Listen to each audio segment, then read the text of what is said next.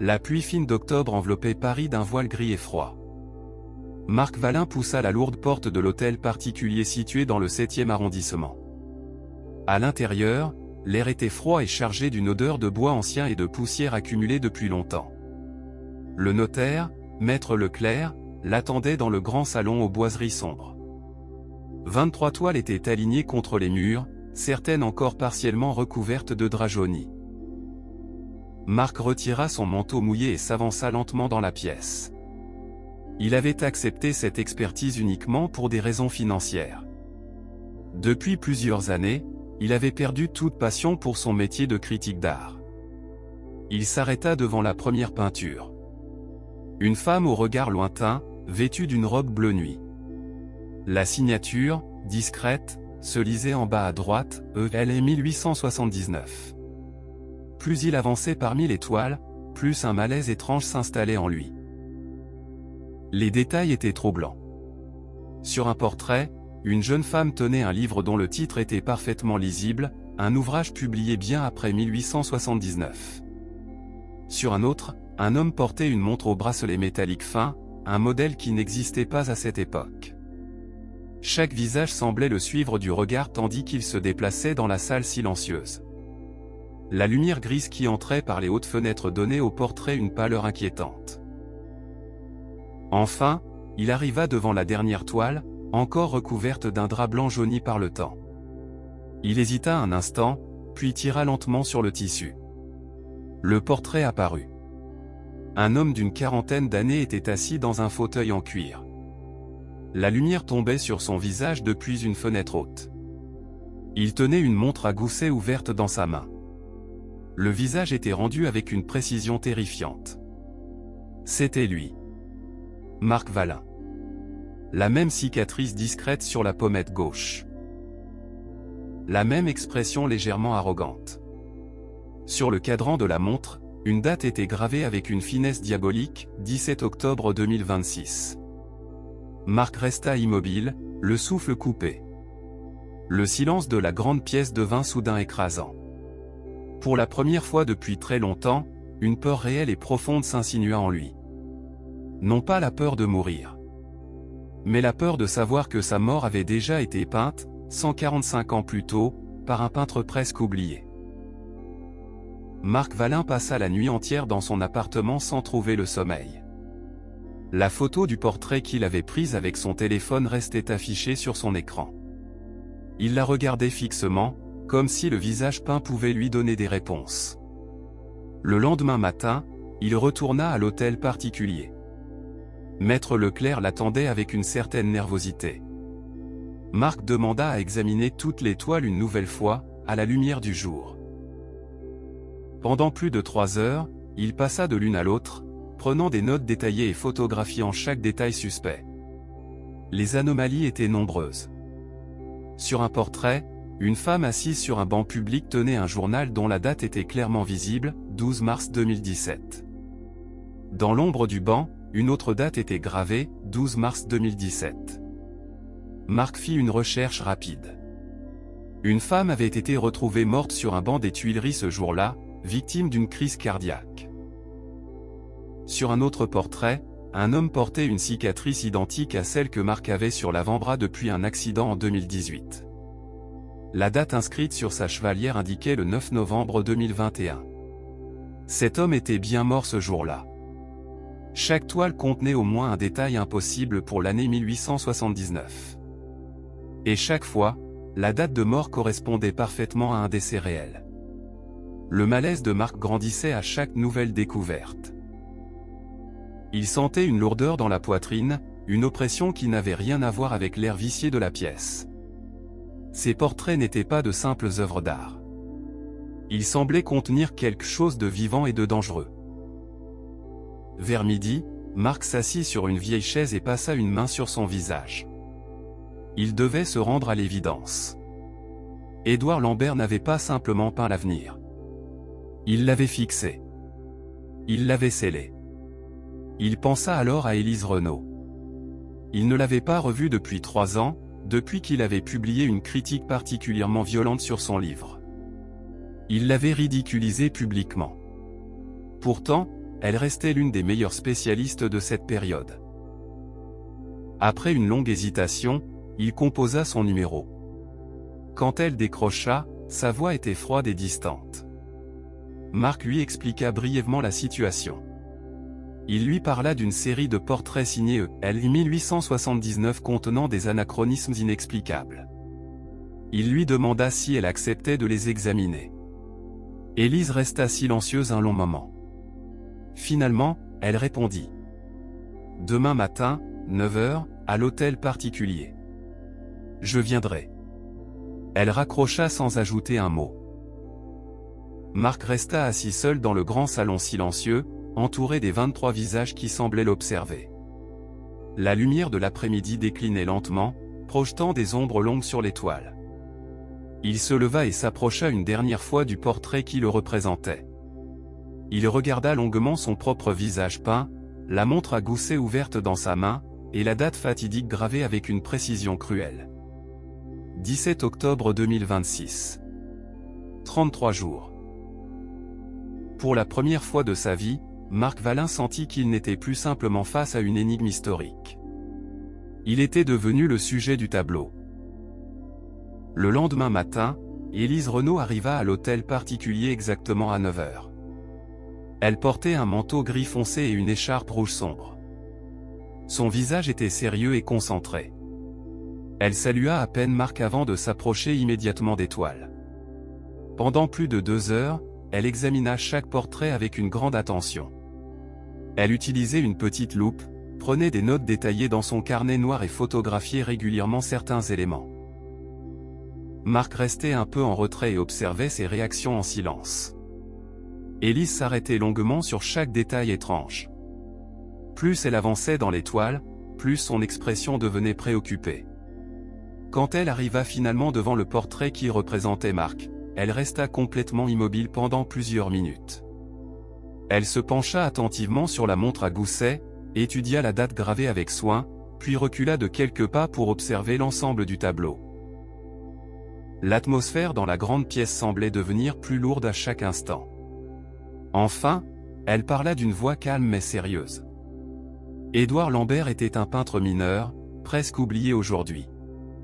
Il a exposé au salon plusieurs fois entre 1872 et 1879, sans jamais recevoir de véritable reconnaissance. On le voyait comme un bon technicien du portrait, mais sans génie particulier. Il vivait très reclus et refusait la plupart des commandes officielles. Il est mort en 1881, à seulement 34 ans. Élise continua d'une voix plus grave. Personne n'a jamais expliqué comment un peintre aussi discret et peu connu avait pu créer des œuvres d'une telle précision.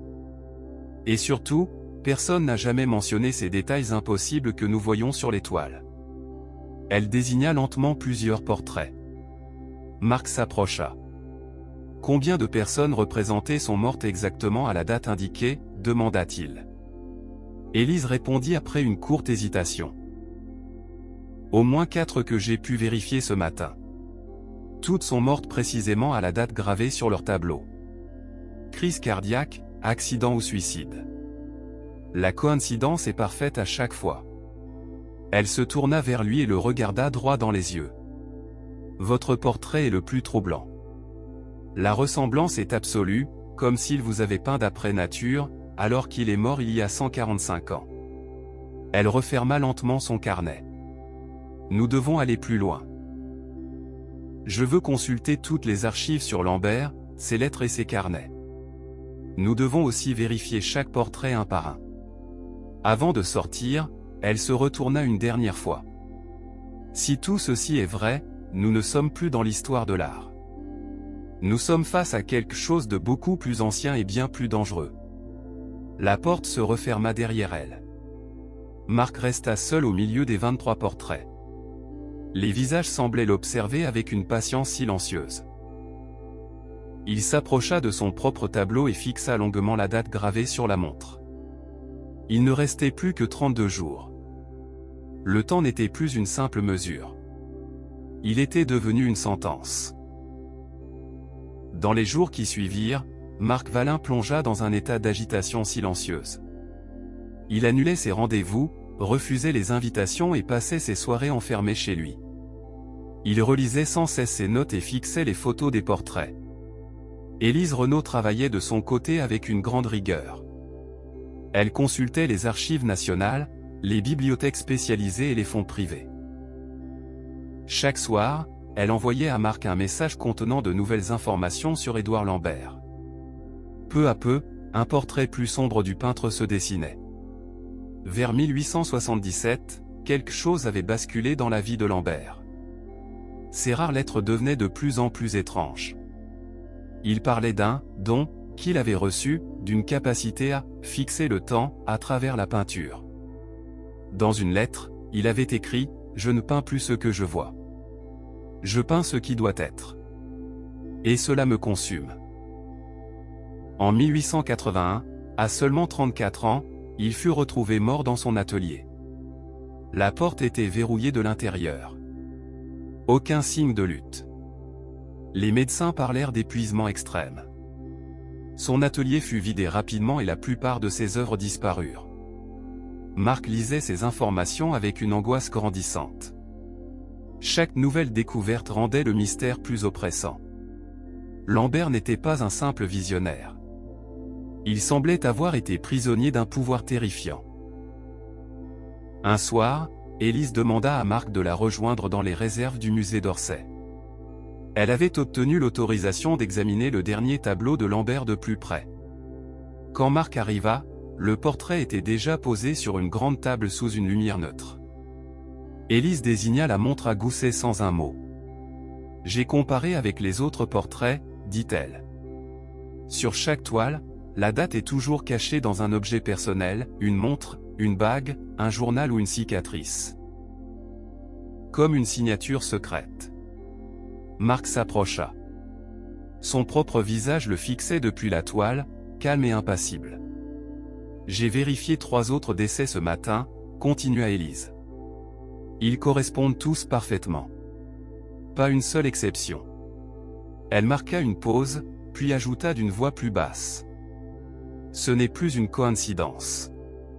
Lambert ne prédisait pas l'avenir. Il le fixait. Chaque portrait terminé condamnait la personne à mourir à la date indiquée. » Un long silence s'installa dans la salle froide. Marc regardait fixement son propre portrait. Il voyait maintenant des détails qu'il n'avait pas remarqués auparavant, la tension dans sa mâchoire, l'ombre sous ses yeux, la façon dont ses doigts serraient la montre. Élise referma son carnet et poussa un léger soupir. « Nous avons terminé l'expertise préliminaire. La collection vaut une petite fortune, mais ce n'est plus la question principale. » Elle le regarda avec gravité. « Il nous reste 28 jours avant le 17 octobre. » Marc ne répondit pas. Il sentait le poids de ses mots s'abattre sur lui. Dehors, la pluie avait cessé, mais le ciel restait gris et bas. Paris semblait retenir son souffle. Pour la première fois, Marc comprit qu'il n'était plus simplement un critique d'art face à une énigme. Il était devenu le sujet d'un tableau. Et quelque part, dans l'ombre du passé, un peintre mineur mort depuis longtemps tenait encore le pinceau.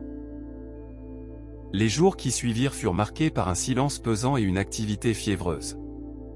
Marc Vallin avait cessé de répondre à ses courriels professionnels. Il passait ses journées enfermé dans son appartement ou à la bibliothèque, à relire les maigres documents qu'Élise parvenait à trouver sur Édouard Lambert. La nuit, il dormait mal, hanté par l'image de son propre visage peint sur cette toile vieille de 145 ans. Élise Renaud, elle, travaillait sans relâche. Elle avait transformé une partie de son bureau en véritable centre de recherche. Des piles de photocopies, des scans de lettres anciennes et des chronologies recouvraient sa table. Elle cherchait tout ce qui pouvait éclairer la vie obscure du peintre. Peu à peu, un portrait plus sombre d'Édouard Lambert se dessinait. Vers 1877, quelque chose avait basculé dans sa vie. Ses rares lettres devenaient de plus en plus étranges. Il parlait d'un « don » qui lui avait été accordé, d'une capacité à fixer le temps à travers la peinture. Dans l'une d'elles, il écrivait « Je ne peins plus ce que je vois. Je peins ce qui doit être. Et cela me consume. » Lambert semblait terrifié par ce pouvoir. Il avait tenté d'arrêter de peindre, mais chaque fois qu'il reprenait le pinceau, une nouvelle vision s'imposait à lui. En 1881, son corps fut retrouvé dans son atelier, porte verrouillée de l'intérieur. Aucun signe de violence. Les médecins parlèrent d'épuisement total et d'arrêt cardiaque. Ses dernières toiles inachevées furent dispersées. Marc lisait ses documents avec une angoisse grandissante. Chaque nouvelle information rendait le mystère plus oppressant. Lambert n'était pas un visionnaire. Il était un prisonnier. Un homme qui avait reçu un pouvoir terrifiant et qui en avait payé le prix de sa vie. Un soir, alors que la pluie battait contre les fenêtres de son appartement, Marc reçut un appel d'Élise. « J'ai trouvé quelque chose », dit-elle d'une voix tendue. Une lettre datée de mars 1880. Lambert y parle d'un pacte qu'il aurait conclu. Il dit qu'il ne peut plus revenir en arrière. Que chaque portrait terminé prend un peu de sa propre vie. Marc resta silencieux un long moment. « Et pour moi ?» demanda-t-il enfin. « Pourquoi m'a-t-il peint? Pourquoi cette date précise ?»« Je ne sais pas encore, » répondit Élise. « Mais je pense que nous devons aller plus loin. Il existe peut-être un atelier secret. » Lambert mentionne à plusieurs reprises un lieu caché sous la ville, où il travaillait quand il ne voulait pas être vu. Elle marqua une pause avant d'ajouter. « Marc, plus nous avançons, plus je suis convaincu que ce n'est pas une simple malédiction artistique. C'est quelque chose de beaucoup plus ancien. Et de beaucoup plus dangereux. » Marc regarda par la fenêtre les lumières de Paris qui brillaient sous la pluie. Il sentait que le piège se refermait lentement autour de lui. Chaque jour qui passait le rapprochait du 17 octobre. Les semaines qui suivirent la découverte de l'atelier secret furent marquées par une tension croissante et une sensation d'urgence presque suffocante. Marc Vallin ne quittait presque plus son appartement. Il avait tiré les rideaux, verrouillé la porte et passé ses journées à observer les reproductions des portraits étalés sur les murs de son salon. Chaque fois qu'il regardait son propre visage peint, il avait l'impression que les traits s'étaient légèrement modifiés. La fatigue dans les yeux semblait plus prononcée. La cicatrice sur sa pommette gauche continuait d'évoluer. Elle n'était plus une simple marque. Elle avait pris exactement la forme et la profondeur de celle du tableau. Un matin, en se rasant, il remarqua autre chose, une petite tache brune était apparue sur le dos de sa main gauche, exactement à l'endroit où Lambert avait peint une tache de vieillesse sur le portrait. Il n'avait jamais eu cette marque auparavant. La peur devenait physique. Elle pesait sur sa poitrine et rendait sa respiration plus courte. Élise Renaud venait le voir presque tous les soirs. Elle apportait de nouvelles informations, mais aussi une présence calme qui empêchait Marc de sombrer complètement. Un après-midi pluvieux, elle appela Marc pour qu'il la rejoigne dans un petit café près de la place des Vosges. Quand il arriva, elle avait déjà étalé plusieurs documents sur la table. « J'ai trouvé ça hier soir », dit-elle en poussant vers lui une copie jaunie d'une lettre. Marc lut en silence. La lettre était datée du 14 février 1880. Édouard Lambert y écrivait à son frère. « Je ne contrôle plus rien. Les visages viennent à moi la nuit. Je les peins malgré moi. Et quand la toile est terminée, je sens une partie de leur âme se figer dans la peinture. Ils sont condamnés à mourir à la date que je grave. Je ne choisis plus. Je suis devenu l'instrument d'une force que je ne comprends pas. » Élise attendit qu'il termine sa lecture avant de continuer. « Il y a autre chose. » Dans plusieurs lettres, Lambert parle d'un lieu précis, un atelier souterrain situé sous le quartier du Marais. Il l'appelait la cave aux ombres. Il y descendait quand il voulait peindre sans être dérangé. Personne n'a jamais retrouvé cet endroit après sa mort. Marc leva les yeux vers elle. « Tu penses qu'il existe encore ? » ?»« Je ne sais pas. Mais c'est notre meilleure piste. Si nous voulons comprendre comment ce pouvoir fonctionne, nous devons retrouver cet atelier. » Les jours suivants, ils commencèrent à explorer le Marais ensemble. Ils descendirent dans d'anciennes caves, consultèrent des plans anciens et interrogèrent des historiens locaux. plus ils cherchaient, plus Marc sentait une présence étrange autour d'eux. Comme si quelque chose les observait. L'automne avançait sur Paris avec une lenteur oppressante. Les feuilles mortes tourbillonnaient dans les rues étroites du Marais tandis que Marc Valin et Élise Renaud poursuivaient leurs recherches avec une urgence grandissante. Chaque jour apportait son lot de découvertes troublantes. Ils avaient réussi à localiser plusieurs caves anciennes mentionnées dans les lettres de Lambert. La plupart étaient vides ou transformées en entrepôts.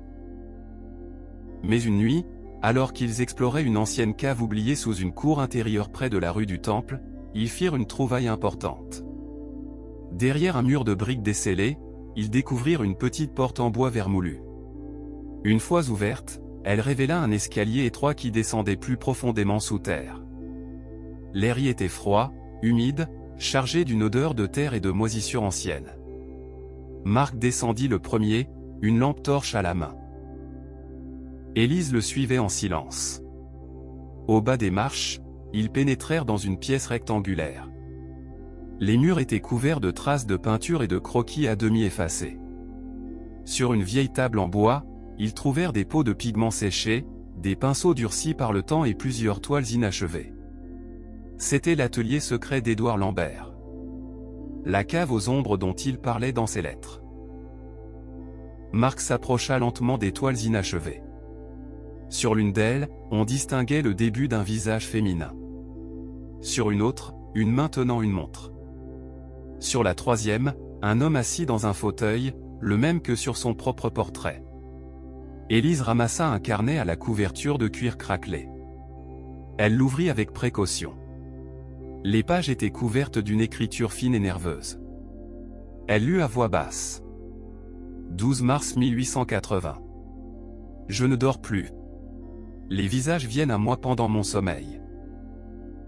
Je les peins dès mon réveil. Quand la toile est terminée, je sens une partie de leur âme se figer dans la peinture. Ils sont condamnés à mourir à la date que je grave. Marc resta immobile au milieu de l'atelier.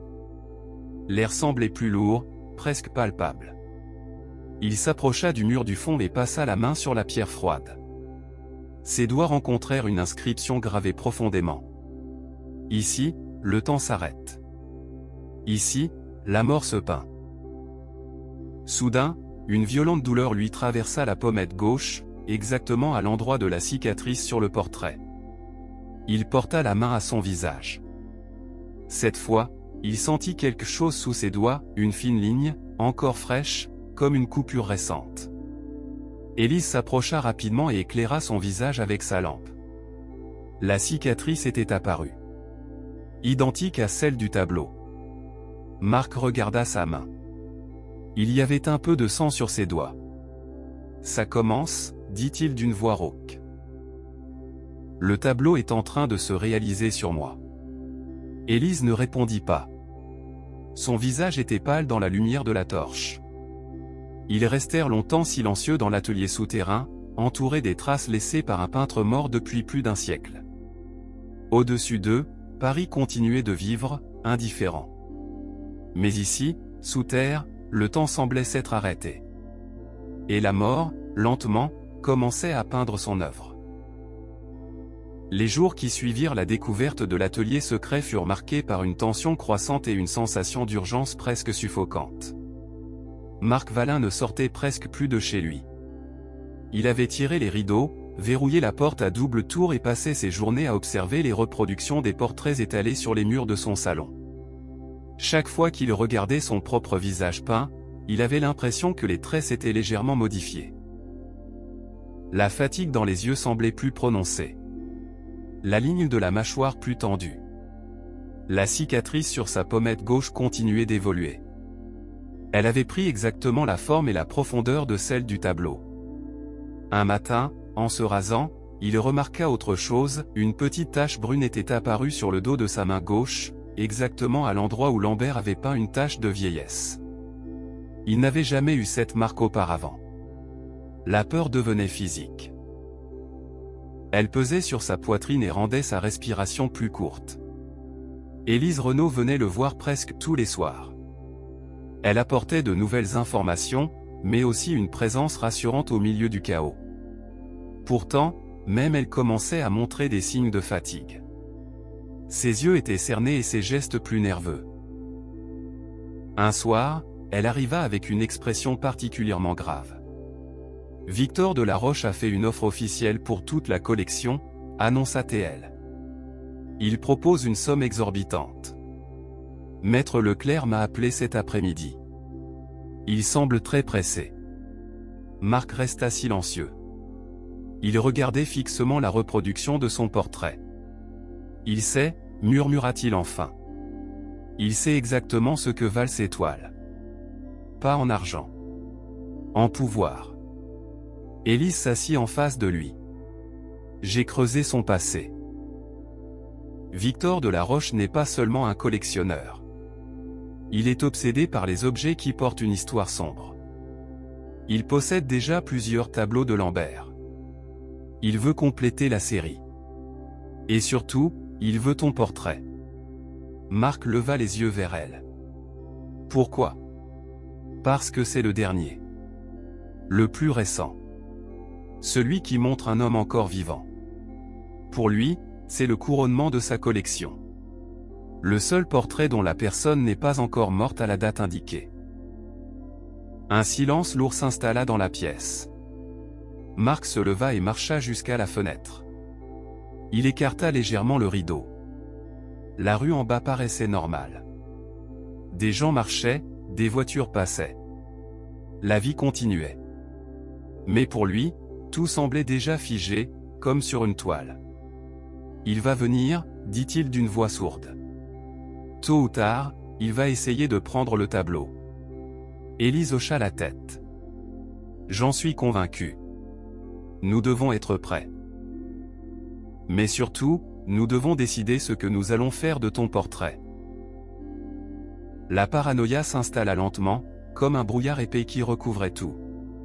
Marc Vallin ne sortait presque plus de chez lui. Il avait tiré les rideaux, verrouillé la porte et passé ses journées assis dans son salon à fixer les reproductions des portraits accrochés au mur. Chaque fois qu'il regardait son propre visage peint, il avait l'impression que les traits changeaient légèrement. La fatigue dans les yeux semblait plus marquée. La ligne de la mâchoire plus tendue. La cicatrice sur sa pommette gauche était désormais bien visible, exactement comme sur le tableau. La petite tache brune sur le dos de sa main gauche s'était élargie. Son reflet dans le miroir lui semblait chaque jour un peu plus étranger. Un matin, il sentit une douleur vive à la pommette. Il porta la main à son visage. La cicatrice était plus profonde. La peur devenait physique. Elle pesait sur sa poitrine et rendait sa respiration difficile. Élise Renaud venait le voir presque tous les soirs. Elle apportait de nouveaux documents, mais aussi une présence calme qui l'empêchait de sombrer complètement. Pourtant, même elle commençait à montrer des signes de fatigue. Un soir, elle arriva avec une découverte majeure. « J'ai retrouvé une lettre que Lambert a écrite 2 mois avant sa mort », dit-elle en s'asseyant face à lui. Il y explique comment fonctionne le pouvoir. Elle ouvrit son carnet et lut à voix basse. Le tableau ne prédit pas. Il impose. Une fois terminé et signé, il devient une encre. Le destin de la personne est fixé dans la matière même de la peinture. Pour briser ce lien, il faut détruire la toile. Mais détruire la toile revient à détruire la vie qu'elle contient. Élise referma le carnet. C'est pour cela que Lambert est mort si jeune. Chaque portrait terminé lui prenait une partie de sa propre force vitale. Il a payé de sa vie le pouvoir qu'il exerçait sur les autres. Marc resta silencieux un long moment. Il regardait fixement la reproduction de son portrait accroché au mur. « Donc si je détruis mon tableau ?» murmura-t-il. « Tu risques de disparaître avec lui », compléta Élise. C'est ce que Lambert semble suggérer. Le silence qui suivit fut lourd. Marc se leva et marcha jusqu'à la fenêtre. Il écarta légèrement le rideau. La rue paraissait normale. Des gens marchaient, des voitures passaient. La vie continuait. Mais pour lui, tout semblait déjà figé. Victor de la Roche a contacté Maître Leclerc hier, reprit Élise. Il augmente son offre. Il veut absolument tous les portraits, et surtout le tien. Il sait ce qu'ils valent vraiment. Marc serra les poings. Il ne les aura pas. Élise le regarda avec gravité. Marc, nous approchons dangereusement du 17 octobre. Il nous reste 19 jours. Nous devons prendre une décision bientôt. Dehors, la nuit était tombée complètement. Le vent faisait claquer un volet quelque part dans l'immeuble. Dans l'appartement, les reproductions des portraits semblaient attendre, patientes et silencieuses. La tension devenait palpable, presque suffocante. Marc Vallin ne dormait plus que quelques heures par nuit. Il passait le plus clair de son temps assis dans son salon, les rideaux tirés, à fixer les reproductions des portraits accrochés au mur. La cicatrice sur sa pommette était maintenant parfaitement identique à celle du tableau. La petite tache brune sur le dos de sa main gauche s'était élargie. Son reflet dans le miroir lui semblait chaque jour un peu plus étranger. Un soir, Élise arriva chez Marc sans prévenir. Elle portait un dossier épais sous le bras. Son visage était marqué par la fatigue. Ils s'installèrent dans le salon faiblement éclairé. Elle étala plusieurs documents sur la table basse. Victor de la Roche a fait une offre officielle pour toute la collection, annonça-t-elle. Il propose une somme exorbitante. Maître Leclerc m'a appelé cet après-midi. Il semble très pressé. Marc resta silencieux. Il regardait fixement la reproduction de son portrait. Il sait, murmura-t-il enfin. Il sait exactement ce que valent ces toiles. Pas en argent. En pouvoir. Élise s'assit en face de lui. J'ai creusé son passé. Victor de la Roche n'est pas seulement un collectionneur. Il est obsédé par les objets qui portent une histoire sombre. Il possède déjà plusieurs tableaux de Lambert acquis au fil des ans. Il veut compléter la série. Et surtout, il veut ton portrait. Marc leva les yeux vers elle. Pourquoi? Parce que c'est le dernier, répondit Élise. Le plus récent. Celui qui montre un homme encore vivant. Pour lui, c'est le couronnement de sa collection. Le seul portrait dont la personne n'est pas encore morte à la date indiquée. Un silence lourd s'installa dans la pièce. Marc se leva et marcha jusqu'à la fenêtre. Il écarta légèrement le rideau. La rue en bas paraissait calme. Des gens marchaient, des voitures passaient. La vie continuait. Mais pour lui, tout semblait déjà figé, comme sur une toile. Il va venir, dit-il d'une voix sourde. Tôt ou tard, il va essayer de prendre le tableau. Élise hocha la tête. J'en suis convaincu. Nous devons être prêts. Mais surtout, nous devons décider ce que nous allons faire de ton portrait. Elle sortit une copie agrandie de la toile et la posa sur la table. Regarde bien. La date est gravée sur la montre. Si nous détruisons uniquement cette partie, peut-être que le lien sera brisé sans détruire toute la toile. C'est risqué, mais c'est peut-être notre seule chance. Marc regarda longuement son propre visage peint. Il voyait maintenant des détails qu'il n'avait pas remarqués auparavant, la légère crispation des doigts sur la montre, l'ombre sous les yeux, la posture légèrement voûtée. Comme si le Marc du tableau savait déjà ce qui allait arriver. Et si ça ne marche pas, demanda-t-il. Si je détruis le tableau et que je disparais avec lui? Élise ne répondit pas immédiatement. Quand elle parla, sa voix était basse et grave. Alors nous aurons essayé. Mais si nous ne faisons rien, la date arrivera. La nuit était froide et humide lorsque Marc et Élise descendirent à nouveau dans l'atelier secret sous le marais. Ils avaient emporté des lampes puissantes, des outils et une petite trousse contenant des scalpels, des solvants et des pinceaux fins. L'air souterrain était encore plus oppressant que lors de leur première visite. L'odeur de terre mouillée et de vieux pigments semblait plus forte, presque vivante. Marc marchait en tête, la lampe torche balayant les murs de pierre. Élise le suivait de près, portant le sac avec le matériel. Aucun des deux ne parlait. Le silence n'était troublé que par le bruit de leurs pas sur les marches usées et le goutte-à-goutte lointain de l'eau qui suintait des murs. Quand ils entrèrent dans la pièce principale de l'atelier, le faisceau de leurs lampes révéla les mêmes toiles inachevées, les pots de pigments séchés et les croquis effacés sur les murs. Mais cette fois, quelque chose avait changé. Au centre de la pièce, posé sur un vieux chevalet de bois, se trouvait le portrait original de Marc. Il avait été déplacé. Marc s'arrêta net. Il était certain que lors de leur dernière visite, ce tableau n'était pas là. Il était resté dans les réserves du musée. « Ce n'est pas possible » murmura-t-il. Élise s'approcha lentement du chevalet. Elle éclaira le tableau avec sa lampe. La lumière crue révéla chaque détail avec une cruauté impitoyable. Le visage de Marc était encore plus précis que dans son souvenir. La cicatrice sur la pommette était parfaitement identique à celle qu'il portait maintenant. La tache brune sur la main gauche était nettement visible. Même l'expression dans les yeux semblait avoir évolué, elle était plus fatiguée, plus résignée. Élise tendit la main et toucha délicatement le bord de la toile. « La peinture est fraîche par endroits, dit-elle d'une voix blanche. Comme si quelqu'un avait retouché le tableau récemment. » Marc sentit un frisson glacé lui parcourir le dos.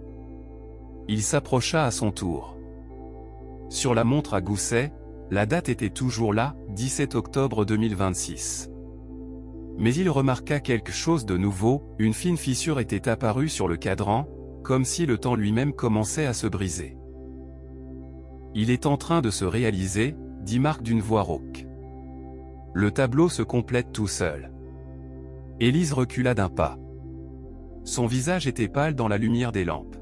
« Nous n'avons plus beaucoup de temps. Si nous voulons tenter quelque chose, ce doit être maintenant. » Elle ouvrit le sac et sortit les outils. Scalpel, solvant doux, coton. Elle les disposa sur la vieille table avec des gestes précis, mais ses mains tremblaient légèrement. Marc resta immobile devant son propre portrait. Il se sentait face à un miroir cruel, un miroir qui montrait non pas ce qu'il était, mais ce qu'il allait devenir. « Si je détruis la montre et la date, » murmura-t-il, « est-ce que cela suffira ?»« Je ne sais pas, » répondit Élise. Lambert disait que le destin était ancré dans toute la toile. Mais la date est le point central.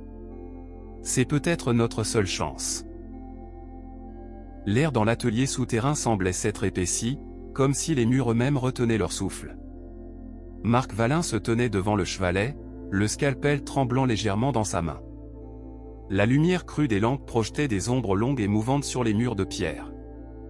Élise Renaud se tenait à quelques pas derrière lui, le visage tendu, les bras croisés sur la poitrine. Le portrait le fixait.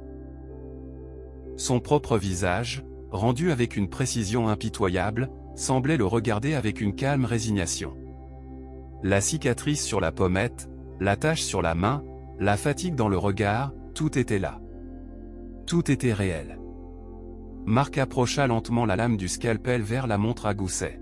« Si je coupe seulement la partie où la date est gravée, » murmura-t-il, « peut-être que le reste de la toile restera intact. » Élise ne répondit pas immédiatement. Elle observait la toile avec une intensité presque douloureuse. « Fais attention, » dit-elle enfin d'une voix basse. Lambert disait que le lien est fragile mais profond. Si tu touches la mauvaise partie, tu risques de tout déclencher. Marc inspira profondément. La lame effleura la surface de la peinture. Au moment où le métal toucha la montre, un frisson violent le traversa de part en part. Il sentit une brûlure vive à la pommette gauche. La cicatrice s'était mise à saigner légèrement. Sur le dos de sa main, la tache brune semblait s'élargir sous ses yeux. « Marc, arrête » souffla Élise. Mais il continua. La date 17 octobre 2026 commença à se brouiller, comme si l'encre refusait d'être effacée. Marc appuya plus fort. Une douleur fulgurante lui traversa la poitrine. Il lâcha le scalpel et recula en titubant, une main pressée sur son cœur. « Marc !»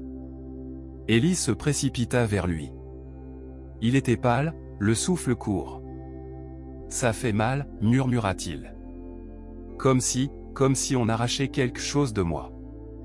Il releva la tête vers le portrait. La toile avait changé. La fissure sur la montre s'était refermée. La date était de nouveau parfaitement lisible, plus nette encore qu'avant. Et le visage peint semblait maintenant le regarder avec une expression presque triomphante. Élise ramassa le scalpel tombé au sol. Ses mains tremblaient. « Ce n'est pas suffisant, dit-elle. Le lien est trop fort. Détruire seulement la date ne suffit pas. » Marc se redressa difficilement. Du sang coulait lentement de sa pommette. « Alors je dois détruire toute la toile, dit-il d'une voix rauque. Élise le regarda longuement. Ses yeux étaient brillants. « Si tu fais ça, tu risques de disparaître avec elle. » Lambert l'a payé de sa vie.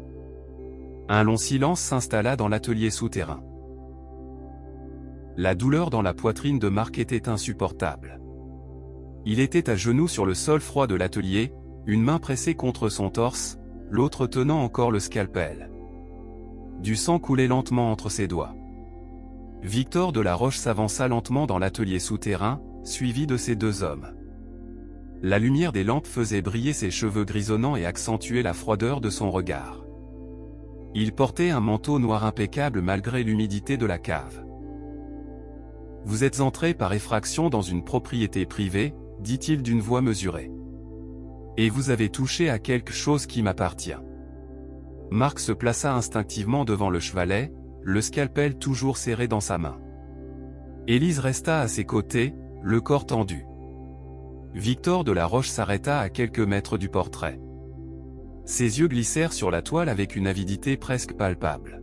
« Magnifique, murmura-t-il. Le dernier. Le plus parfait.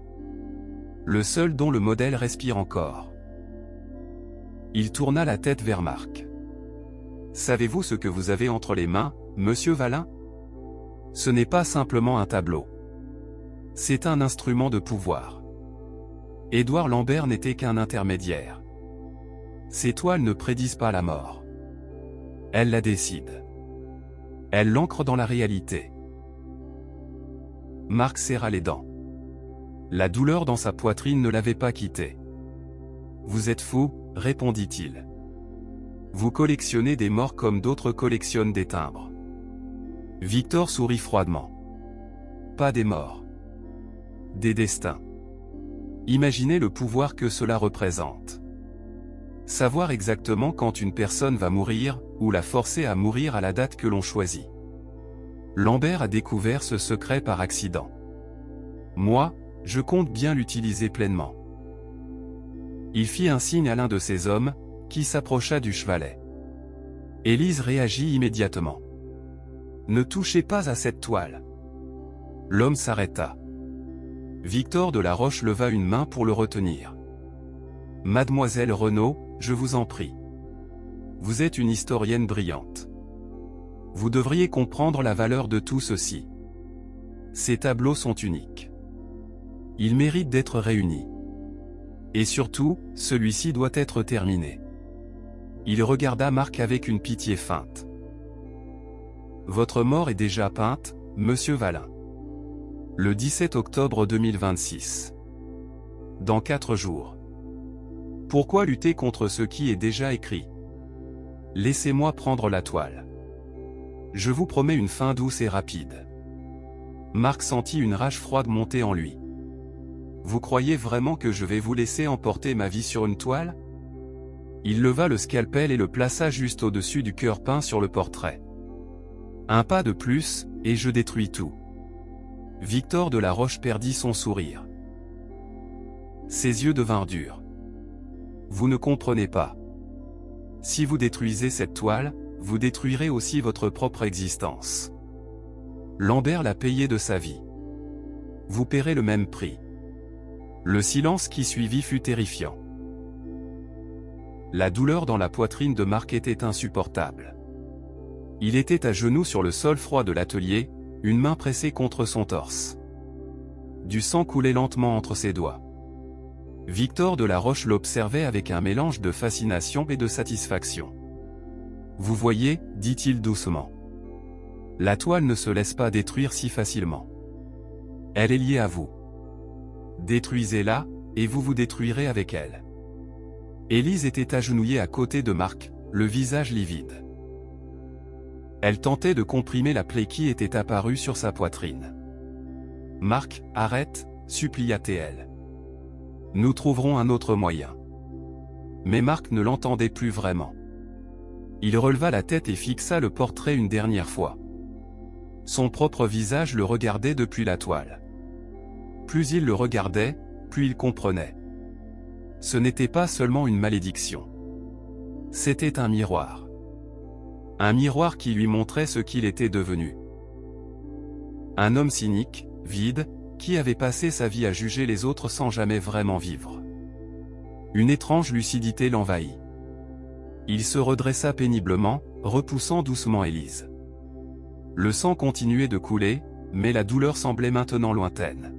« Tu as raison sur un point, » dit-il à Victor d'une voix rauque. « Ce tableau contient mon destin. Mais pas seulement ma mort. » Il fit un pas vers le chevalet. « Il contient aussi tout ce que je n'ai pas été. Tout ce que j'ai refusé de voir. » Victor fronça les sourcils, sentant que quelque chose lui échappait. Marc leva le scalpel une dernière fois. Au lieu de frapper le cœur ou la montre, il plongea la lame profondément dans les yeux du portrait. Un cri inhumain retentit dans l'atelier, comme si la toile elle-même hurlait.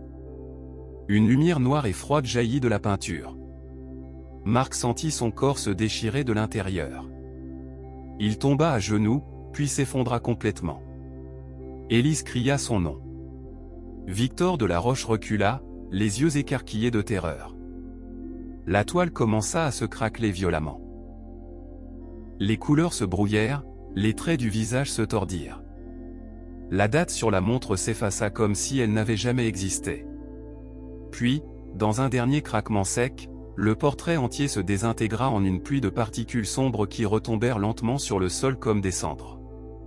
Le silence qui suivit fut absolu. Marc gisait sur le sol, immobile, les yeux fermés. Du sang coulait encore de sa poitrine et de sa pommette. Élise se précipita vers lui et posa une main tremblante sur son cou. Pendant de longues secondes, rien ne se passa. Puis Marc inspira brusquement, un souffle rauque et douloureux. Il ouvrit les yeux. La cicatrice sur sa pommette avait disparu. La tache sur sa main avait également disparu. La douleur dans sa poitrine s'estompait lentement. Victor de la Roche regardait la scène, livide. Il recula encore, puis tourna les talons et s'enfuit par l'escalier, suivi de ses hommes. Élise aida Marc à s'asseoir. Il respirait difficilement, mais il était vivant. Il regarda l'endroit où se trouvait le portrait quelques instants plus tôt. Il ne restait plus qu'un chevalet vide et quelques particules noires sur le sol. « C'est fini » murmura-t-il d'une voix cassée. « Je l'ai brisé. » Élise le serra contre elle, les larmes aux yeux. Des mois plus tard, Marc Vallin vivait plus simplement. Il avait quitté son poste de critique d'art. Il ne peignait plus. Il ne jugeait plus. Et personne ne peindrait plus jamais son destin à sa place. 6 mois plus tard. Le printemps était arrivé sur Paris, doux et timide. Marc Vallin marchait lentement le long des quais de Seine, les mains dans les poches de son manteau. Pour la première fois depuis longtemps, il n'avait plus l'impression d'être suivi par un regard invisible. Il avait vendu son appartement du 11e arrondissement et s'était installé dans un petit 2 pièces lumineux près du canal Saint-Martin.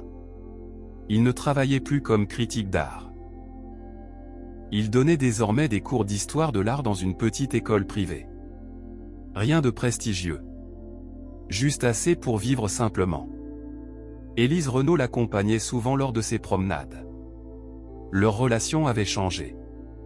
Elle n'était plus seulement une alliée dans une enquête dangereuse. Ils parlaient peu du passé, mais ils se comprenaient sans avoir besoin de beaucoup de mots. Un après-midi, alors qu'ils étaient assis sur un banc face à la Seine, Élise lui posa enfin la question qu'elle retenait depuis des mois. « Est-ce que tu regrettes d'avoir détruit le tableau ? Marc resta silencieux un long moment, les yeux perdus sur l'eau qui scintillait sous le soleil. « Non, » répondit-il enfin. « Je ne regrette pas. Mais je ne me sens pas non plus complètement libéré. Parfois, la nuit, je me demande si une partie de moi n'est pas restée coincée dans cette toile. Comme si j'avais laissé un morceau de mon âme là-bas. » Il tourna la tête vers elle et esquissa un sourire triste. « Mais au moins, je vis maintenant.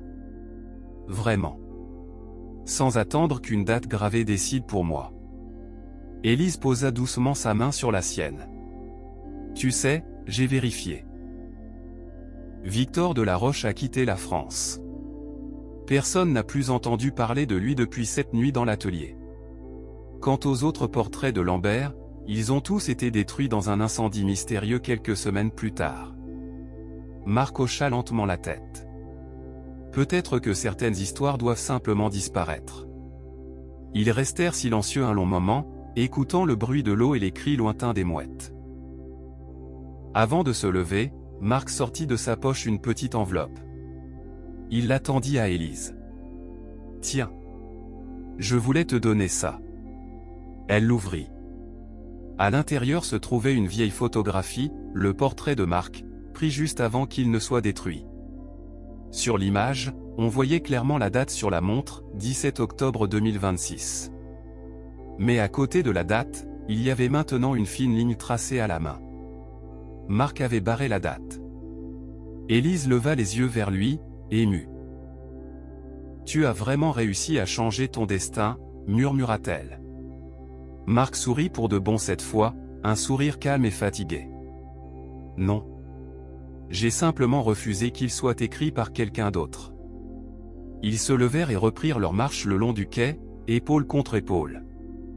Quelque part, très loin sous les rues de Paris, l'atelier secret était redevenu silencieux. Et pour la première fois depuis 145 ans, aucun pinceau ne bougeait plus dans l'ombre.